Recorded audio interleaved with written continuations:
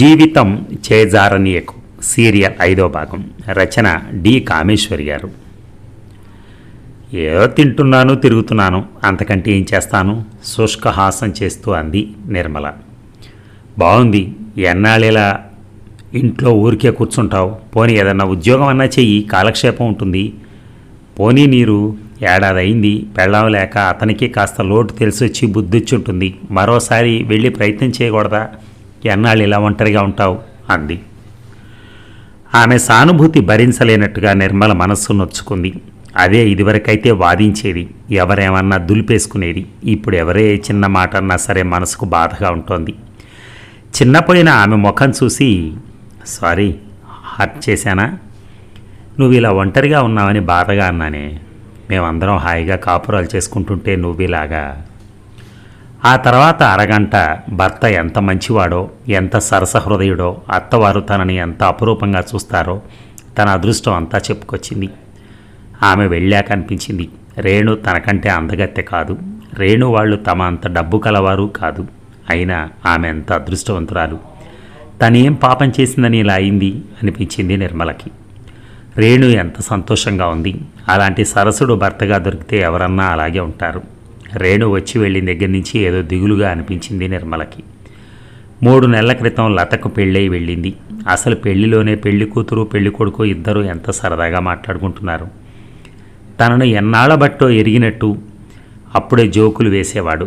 పెళ్ళవగానే 15 రోజులు సెలవు పెట్టి హనీమూన్కి కాశ్మీర్ వెళ్ళారు. వాళ్ళ అత్తగారు చూడటానికి పాత ఫ్యాషన్గా ఉన్న భావాలు ఆధునికంగా ఉన్నాయి.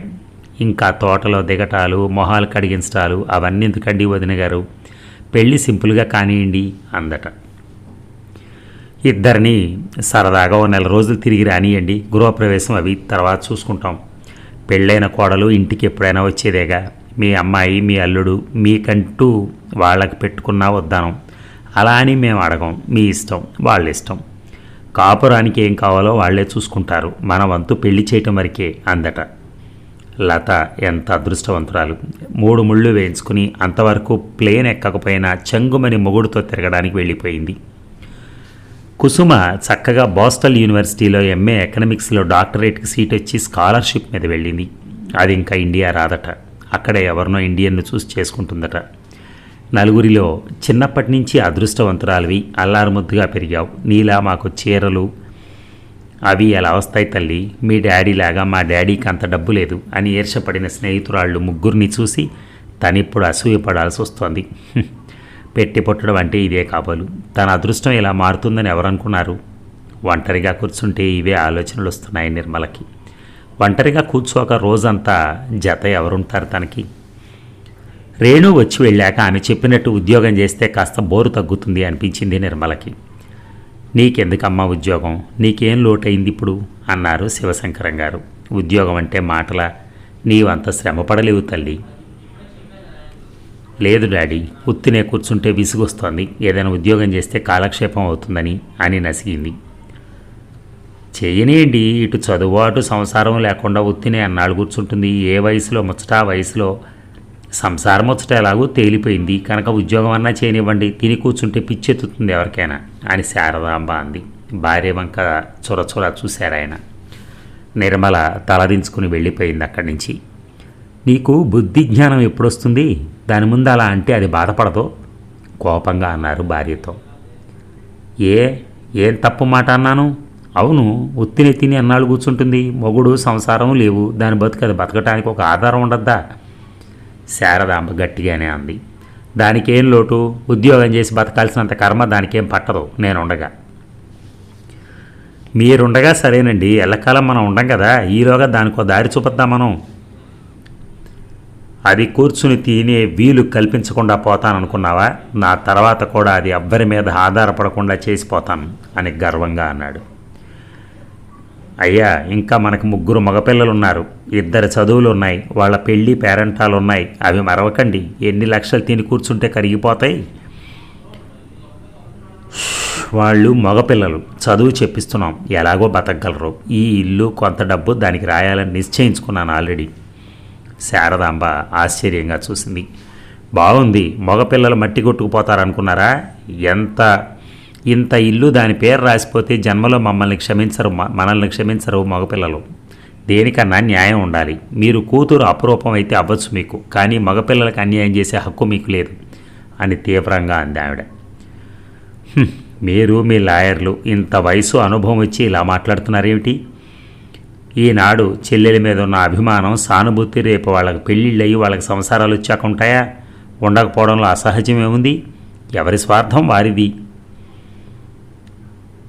అందుకే దాన్ని ఎవరూ చూడనక్కర్లేకుండా అది ఎవరికీ బరువు కాకూడదని దానికో దారి చూపించుతాను. ఈ ఇల్లు దానికే ఉంటుంది అని నిశ్చయంగా అన్నారు శివశంకరం గారు. శారదాంబ నిట్టూర్చింది. అలా చేసి మీ చేతులతో మీరే వాళ్ళ మధ్య శత్రుత్వానికి పునాదులు వేస్తున్నారన్నమాట కటువుగా అంది. అయితే ఏం చేయమంటావు? దాన్ని రోడ్డు మీద వదిలేయమని అని ఉద్దేశం? రోడ్డు మీద వదిలేనక్కర్లా, దానికి ఏదో ఉద్యోగం చూడండి. మనం ఉన్నన్ని రోజులు బాధలేదు, తదనంతరం కొంత డబ్బు దానికి చెందేటట్టు రాయండి.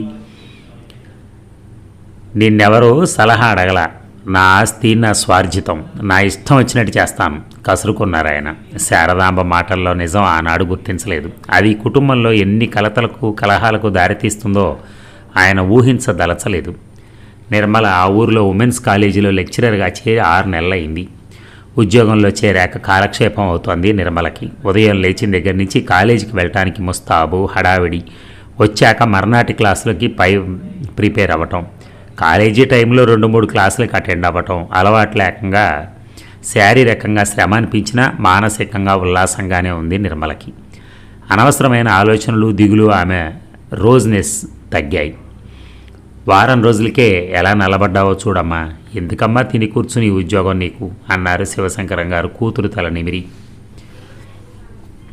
పర్వాలేదు డాడీ, అలవాటైపోతుంది అంది తల వంచుకుని. శారదాంబ భర్త వస్త కోపంగా చూసింది. బాగుంది సంబరం, ఎండ కన్నెరగకుండా పెంచుతారా ఏమిటి అన్నట్టు. మొదటిసారి రఘుకి కాస్త కోపం వచ్చింది చెల్లెల మీద. తన కాలేజీ ఎంత దూరం? తను బస్సులో వెళ్ళాలా? 2 మైళ్ళు ఉన్నాయి ఈవిడ స్కూటర్ మీద వెళ్ళాలా అన్నట్టు మొహం మార్చుకున్నాడు. నాకు చాలా దూరం, 2 బస్సులు మారాలి అని నసిగాడు. పర్వాలేదులే పోయి, మగవాడు ఆ మాత్రం కష్టపడచ్చు, ఇంకోటి కొనే వరకు బస్సులో వెళ్ళు అన్నారాయన. అన్న మొహం మార్చుకోవడం చూసి నిర్మల మనసు చివుక్కుమంది. వద్దులే చిన్నన్నయ్య, నాన్న అలాగే అంటారు, నేను బస్సులో వెళ్తాను అంది. నీకు తెలియదమ్మా, నువ్వు ఆ బస్సులేవి ఎక్కలేవు, వాడికే మొగాడు ఎలా అన్నా వెళ్తాడు అని తేల్చేశారు ఆయన. రఘు కాస్త విసురుగా వెళ్ళిపోయాడు.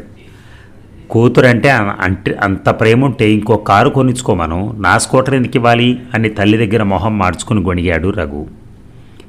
దేనికన్నా లిమిట్ ఉండాలి, దాన్ని అలా నెత్తికెక్కించుకుంటున్నారు అని కూడా చేర్చాడు.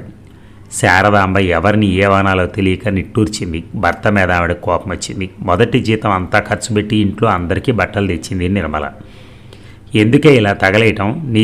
నీ జీతం వేరే అకౌంట్ ఓపెన్ చేసి దాచుకో, అనవసరంగా ఇలా ఖర్చు పెట్టేకు, ముందు అది పనికొస్తుంది అంది శారదాంబ. అదేదో సరదాగా తెస్తే ఆ మాటలేమిటి? ఏదో దాని జీతం దాచుకోకపోతే గతి లేనట్టు మాట్లాడతావే? శివశంకరం గారు కసిరారు. మీ అమ్మ మాటలకేం తల్లి అలాగే అంటుంది, నీ సంపాదన ఇష్టం వచ్చినట్టు ఎంజాయ్ చేయి అనేశారు. ఎంజాయ్ ఏం చేస్తుంది? ఎంజాయ్ ఎవరితో చేస్తుంది? ఏడాది తిరిగేసరికి అలా అనిపించింది నిర్మలకి. తను సంపాదించి ఏం ఎంజాయ్ చేయాలి? సినిమాలు, షికార్లు ఎన్ని రోజులు తిరుగుతుంది? ఎవరితో తిరుగుతుంది? కాలేజీలో 2-3 కొలీగ్స్తో స్నేహమైంది. మాధవి ఇంగ్లీష్ లెక్చరర్ సరదాగా ఏదన్నా సినిమాకి వెళ్దామంటే ఇంటికి వెళ్ళాలి, మా శ్రీవారికి కోపం వస్తుంది, లేటుగా పెడితే మొహం మార్చేస్తారు అంటూ నవ్వుతూ. ఆమెకు 6 నెలలైంది పెళ్ళి. ఏమిటో వీళ్ళు, ఒక సినిమాకి పెడితే మొగుడు కోపం వస్తుంది అనుకుంటారు ఈ ఆడవాళ్ళు. ఇంత చదివినా ఉద్యోగం చేస్తున్నా అంత భయపడి చావటం ఏమిటి అనుకుంటుంది నిర్మల కోపంగా. హిస్టరీ లెక్చరర్ ఉమా గలగలా మాట్లాడుతూ జోక్స్ వేస్తూ నవ్వించింది. సరదాలున్నాయి, కానీ ఇంట్లో 2 పిల్లల్ని అత్తగారి మీద వదిలేసి వచ్చాను. రోజంతా చూస్తుంది, కానీ సాయంత్రం ఆలస్యం అయితే ఆవిడగారు మూతి ముడుచుకుని జీతం బత్తెను లేని నౌకరీ దాన్ని ఉండగా నీకేమమ్మా అని తిరిగి వస్తావు అని దెప్పుతోంది అంటూ సినిమాకి రమ్మంటే తప్పించుకుంది. కెమిస్ట్రీ లెక్చరర్ పద్మ అవివాహితేమో నిర్మలతో 2-3 సార్లు సినిమాకి, హోటళ్ళకి పిలిస్తే వెళ్ళింది. ఓసారి హోటల్లో వాళ్ళ నాన్న చూసి ఇంట్లో చెప్పాడు. ఆ నిర్మలతో స్నేహం ఏమిటి? ఆవిడగారిలాగా నువ్వు తయారవుతావేమిటి? ఆవిడ సంసారం, మొగుడు అన్నీ వదులుకుని వచ్చినా ఆదుకునే తల్లిదండ్రులు ఉన్నారు. మాకేం అంత డబ్బు లేదు, పిచ్చి స్నేహాలు చేసి మతులు పోగొట్టుకోకంటూ తల్లి తిట్టింది. ఆ తర్వాత నిర్మల పిలిచినా ఏదో సాకుతో తప్పించుకోవడం మొదలుపెట్టింది పద్మ. ఎందుకు తనని తాను తప్పించుకుంటుందో ముందు నిర్మలకి అర్థం కాల. ఆమెను ఎందుకు తప్పించుకుంటుందో. ఒకరోజు లేడీస్ రూమ్లో మీటింగ్ పెట్టినట్టున్నారు. ఆ రోజు నిర్మల ఒంట్లో జ్వరం వచ్చినట్టు ఒళ్ళంతా నొప్పులు, తలనొప్పి, క్లాస్ తీసుకుని పాఠం చెప్పలేక క్లాస్ వదిలి ప్రిన్సిపాల్ పర్మిషన్ తీసుకుని ఇంటికి వెళ్ళబోతూ కామన్ రూమ్ దగ్గరికి వచ్చింది. ఈ బస్సులు వెయిటింగు అది నీకు పడలేదమ్మా, పడలేవమ్మా. నువ్వు అన్నయ్య స్కూటర్ నువ్వు తీసుకెళ్ళి వాడు బస్సులో వెళ్తాడు, లేదంటే వాడికి ఒకటి కొంటాను అంటూ కొడుకును పిలిచి స్కూటర్ ఇమ్మని చెప్పారు ఆయన. ఇంకా ఇన్నాళ్ళు నిర్మల అన్మ్యారీడ్ అనుకున్నాను. అమ్మ బాబాయ్ ఎంత ధైర్యం బాబు, కాపురం వదిలొచ్చేసింది అంటోంది తల్లిగా లెక్చరర్స్ లలిత. ఏమై పద్మ, ఆవిడ నువ్వు అంత క్లోజ్గా తిరిగారు, ఈ మధ్య వెళ్ళటం మానేశావు ఆరా తీస్తోంది లెక్కల లెక్చరరు కుముదిని. ఈవిడ మొగుండు వదిలేసింది, ఈవిడతో తిరిగితే రేపు నేను మొగుండు వదిలేస్తానని మా అమ్మ భయం, ఈవిడ ఇన్ఫ్లుయెన్సు నా మీద పడుతుందని మా వాళ్ళ భయం, మా మదర్ తిట్టింది అంటోంది పద్మ. నిజంగా ఆ ధైర్యాన్ని మెచ్చుకోవాలి. ఉద్యోగం చేస్తున్న మొగుడు ఏమన్నా నోరు మూసుకుని భరిస్తాం మనం. మా ఆయన అయితే నెల జీతం ఫస్ట్ తారీఖే తీసేసుకుంటారు. ఒక చీర కొనాలన్నా ఆయన పర్మిషన్ కావాలి. అలా ఒదిగుంటున్నా ఏదో అంటూనే ఉంటారు. అయినా కాపురాలు చేసుకోవటం లేదు అంది ఫిజిక్స్ ఎంఎస్సి ఫస్ట్ క్లాస్లో పాస్ అయిన సుప్రియ. ఏం ధైర్యం లేదు, మొగుడిని కాపురాన్ని వదులుకొని ఈవిడ గారు సాధించింది ఏమిటి? రేపు ఆమె మొగుడు చక్కగా మరో పెళ్లి చేసుకుంటాడు. అలా ఈవిడ్ని చేసుకునేందుకు ఒక్కళ్ళైనా ముందుకొస్తారా? ఎంత చదువుకున్నా, ఎంత ఉద్యోగాలు చేసినా, ఎన్ని కబుర్లు చెప్పినా మొగాడితో మనం సమానం కాదనడానికి ఇంతకంటే ఉదాహరణ ఏం కావాలా? కాస్తకి కోస్తకి కాపురాలు వదులుకుంటే నష్టపోయేది మనమే కదా. నిర్మలగా డబ్బుంది, అందము, చదువు, ఉద్యోగం అన్నీ ఉన్నాయి. కానీ అప్పుడంటే ఏదో ఆవేశంలో ఏదో సాధించాలనుకుని తృప్తి పడుతుంది. 4 రోజులు పోతే ఒక సంసారం, పిల్లలు, ఏ ముద్దు ముచ్చట లేకుండా మోడులాగా బతకాలంటే తనకు మాత్రం విసుగ్గా ఉండదు. తొందరపడి ఆవేశంలో చేసిందన్న అనుమానం ఉమా అంది.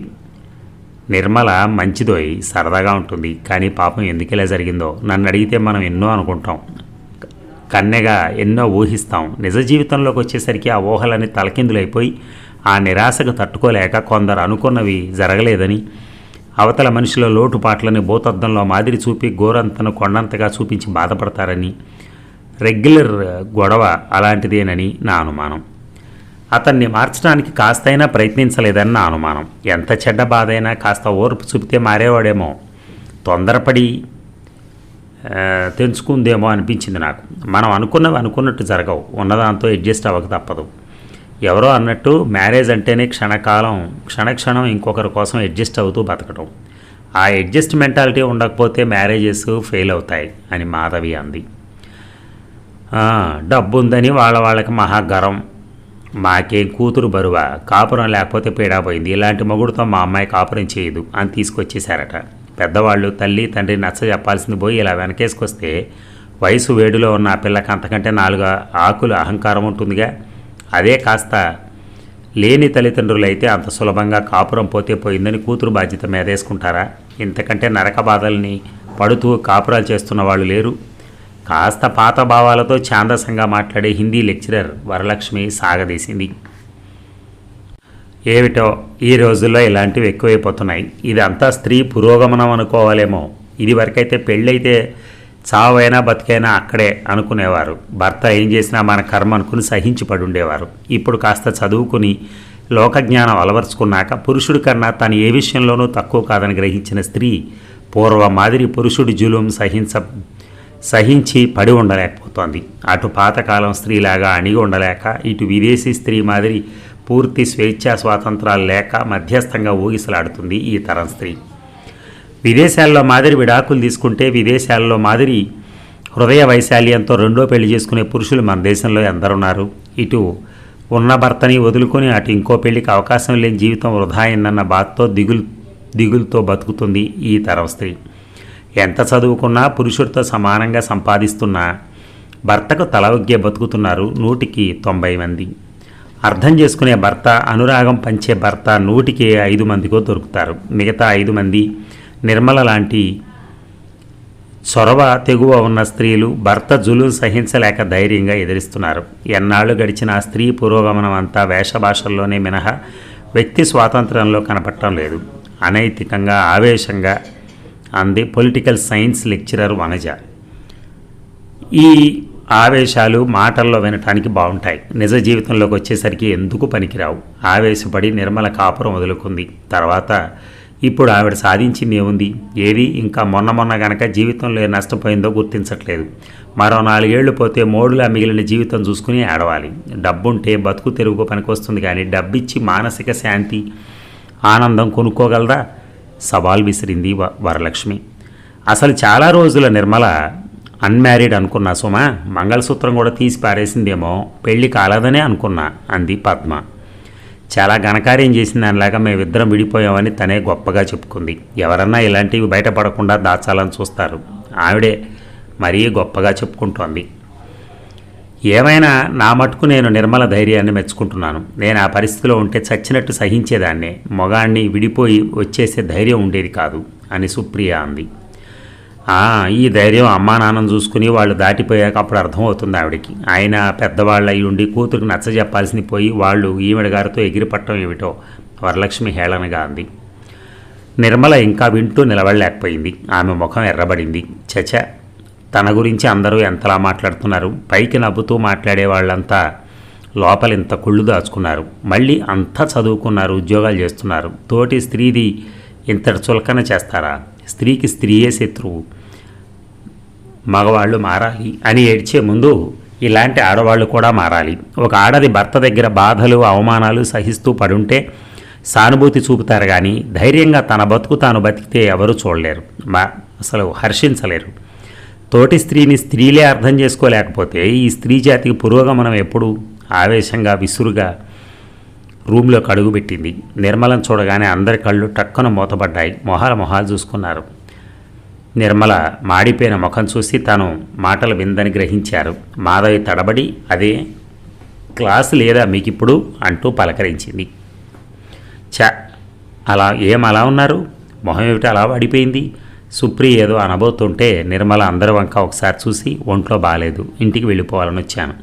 పర్మిషన్ తీసుకుని ఇలా రావటం మంచిదైంది. మీకు నా గురించి ఉన్న అభిప్రాయాలు తెలిసాయి. థ్యాంక్స్, వస్తాను అంటూ వడివడిగా వెళ్ళిపోయింది. ఆ తర్వాత కాలేజీలో తన పని తాను చేసుకుంటూ ముభావంగా గడపడం అలవాటు చేసుకుంది నిర్మల. దాంతో లైఫ్ మరీ డల్గా అనిపించడం మొదలుపెట్టింది. క్లాసులు లేనప్పుడు కామన్ రూమ్లో సరదాగా తోటి లెక్చరర్తో గడిపేది ఇది వరకు. ఇప్పుడు ఏదో పుస్తకం పట్టుకుని కూర్చుంటోంది. ఎవరన్నా ఏదైనా అడిగితే సమాధానం చెప్తుంది. ఓ రోజు మాధవి నొచ్చుకుంటూ, నిర్మల, ఆ రోజు మా మాటలు విని కోపం తెచ్చుకున్నట్టున్నావు, ఇదివరకులా సరదాగా మాట్లాడటం మానేశావు అంది. సారీ నిర్మల, నిన్ను విమర్శించాలని కాకపోయినా ఇలాంటి విషయంలో అందరికీ కుతూహలం ఉంటుంది. ఏం జరిగిందో తెలుసుకోవాలన్న ఆరాటంతో పాటు తమకు లేని ధైర్యం ఇంకొకరికి ఉందని మెచ్చుకునే వాళ్ళతో పాటు విమర్శించే వాళ్ళు కూడా ఉంటారు కదా, దానికోసం నువ్వింత డాక్టరైట్ దానికోసం నువ్వింత హర్ట్ అవ్వటం నాకు బాగాలేదు అంది మరికొంతసేపు ఆగి. మాధవి, నేనేం నా విషయాలు మీ దగ్గర దాచలేదు. మీరు చదువుకున్నారు. ఏ ఆడది సుఖంగా బతకాలి, సంతోషంగా ఉండాలని అనుకుంటే కాపురం వదులుకుని రాదు. భర్తతో మనస్పర్ధలు వస్తే ఆ ఇంట్లో ఆ కాపురంలో తనకింక సుఖశాంతులు దొరకవని నిశ్చయంగా తెలుసుకున్నాకే గడప దాటుతుంది. ఇదివరకటి స్త్రీ అయితే గడప దాటి వచ్చే సాహసం కూడా ఉండేది కాదు. కానీ ఆస్తి ఉండి కాస్త చదువుకుని ఆర్థిక స్వాతంత్రం ఉన్న స్త్రీ కూడా ఆ నరకంలో మగ్గాలని మీరంతా ఇంకా ఆశిస్తున్నారంటే నాకు బాధ అనిపించింది. అంత తేలిగ్గా ఇంకొక ఆడదాన్ని విమర్శించే ముందు మనము అదే స్థితిలో ఉంటే అని ఒక్క క్షణం ఆలోచిస్తే అంతా సులువుగా మాటలు జారారు. ఆవేశంగా అంది Nirmala. Sorry Nirmala, forget it. మనందరం ఒక ఫ్యామిలీలా ఇక్కడ పనిచేస్తున్నాం. నువ్వు అలా మొహం మార్చుకుంటే నేను చాలా గిల్టీగా ఫీల్ అవుతాను. అయినా ఆ తర్వాత నలుగురితో మాట్లాడినా పూర్వంలాగా అందరితో కలివిళ్ళ గడపలేకపోయింది నిర్మల. ఇంట్లో కూడా నిర్మల మాట్లాడటం తగ్గిపోయింది. పూర్వంలాగా చలాకీగా తిరగని కూతుర్ని చూసి శివశంకరం గారు మదన పట్టం మొదలుపెట్టారు. ఎలాగైనా సరే కూతురికి రెండో పెళ్లి చేయాలన్న ఆరాటం మొదలైంది ఆయనలో. 2 ఏళ్ళు అయింది కనుక అల్లుడేమన్నా కాస్త మెత్తబడి డైవర్స్ ఇవ్వడానికి అంగీకరిస్తాడేమో, అతను మాత్రం ఎన్నాళ్ళు ఒంటరిగా ఉంటాడు. ఈ పాటికి ఆవేశం తగ్గి ఉంటుందని అనిపించింది. తండ్రి కాక లాయర్గా తన క్లయింట్ విడాకులు కోరుతుందని, విడాకులు ఇష్టం లేకపోతే పరస్పర అవగాహనతో సెపరేషన్లై ఇద్దరూ మళ్ళీ పెళ్ళిళ్ళు చేసుకోవడానికి పర్మిషన్ తీసుకోవడానికి తన క్లయింట్ ఇష్టపడుతుందని లాయర్ నోటీస్ పంపించారు. 15 రోజుల తర్వాత అల్లుడి తరపు లాయరు తన క్లయింట్ విడాకులు తీసుకోవడానికి సిద్ధంగా లేదని, మీ క్లయింట్కి కావాల్సి వస్తే కోర్టుకి ఎక్కచ్చని జవాబు పంపాడు. అల్లుడి పగ, ప్రతీకార వాంఛ శివరాంగారికి అర్థమైంది. ఇదంతా ఆయన కూతురికి చెప్పలేక తప్పలేదు. అల్లుడిని ఏ విధంగా లొంగ తీసుకోవాలని ఆయన రాత్రింబవళ్ళు ఆలోచిస్తూనే ఉన్నాడు. తన ఆ మాట చెప్పగానే కూతురు ముఖం కళ తప్పడం చూసి ఆయన మరింత దిగులు పడ్డారు. అల్లుడికి ఓ ఉత్తరం రాయండి, ఎన్నాళ్ళిలా పంతాలు పట్టింపులు, దాని మొహం అనుకున్నావా? దాని మొహం చూస్తున్నారా? కళ, సంతోషం ఏమీ లేవు దాని మొహంలో అంది శారదాంబ ఓ రోజు. ఏం రాయమంటావు? నా కూతురుని తీసుకెళ్ళి మళ్ళీ ఏలుకొని బతులాడి రాయమంటావా? ఊరిమే రాయన. అయ్యో రాత, మాటకు ముందు గయ్యి అంటారు. ఆడపిల్లల కన్నాక ఇంత పంతం పట్టింపులు ఉండకూడదని 2 ఏళ్ళు అయింది మనం అనుకుని. అతను కాస్త మారి ఉంటాడు. ఎవరన్నా పెద్దవాళ్ళని తీసుకెళ్తే కొద్ది కుదురుతుందేమో. సంధి లేదు, ప్రేలాపన లేదు. నువ్వు మాట్లాడకు. అతనికి ఎంత పొగరో నీకు తెలుసా? విడాకులు ఇస్తే ఇది ఎక్కడ మళ్ళీ పెళ్లి చేసుకుని సుఖపడిపోతుందనని పగతో విడాకులు కూడా ఇవ్వకుండా కూర్చున్నాడు. ఎన్నాళ్ళు పెళ్లి చేసుకోకుండా తను ఉంటాడో నేను చూస్తాను. అప్పుడు వాడి ఆట ఎలా కట్టించాలో నాకు తెలుసు. అతడికి ఏంటి, మగవాడు. అందరూ కావాలంటే పెళ్ళి అక్కర్లేదు అతనికి. మన అబ్బాయి అలా కాదుగా. అతను ఒప్పుకున్న 2వ పెళ్ళి ఈ దేశంలో అంత సులువు అనుకుంటున్నారా? పెళ్ళై 6 నెలలు కాపురం చేసిన దాన్ని చేసుకోవడానికి ఎవరొస్తారు? వచ్చినా అది మీరిచ్చే లక్షల కోసం రావాలి. అలా వచ్చేవాడితో పెళ్ళి ఎంత సంబరంగా ఉంటుందో నీకు తెలుసు. ఇక ఈ భాగం ముగిద్దామా? మళ్ళీ రేపు కలుద్దాం. Thank you.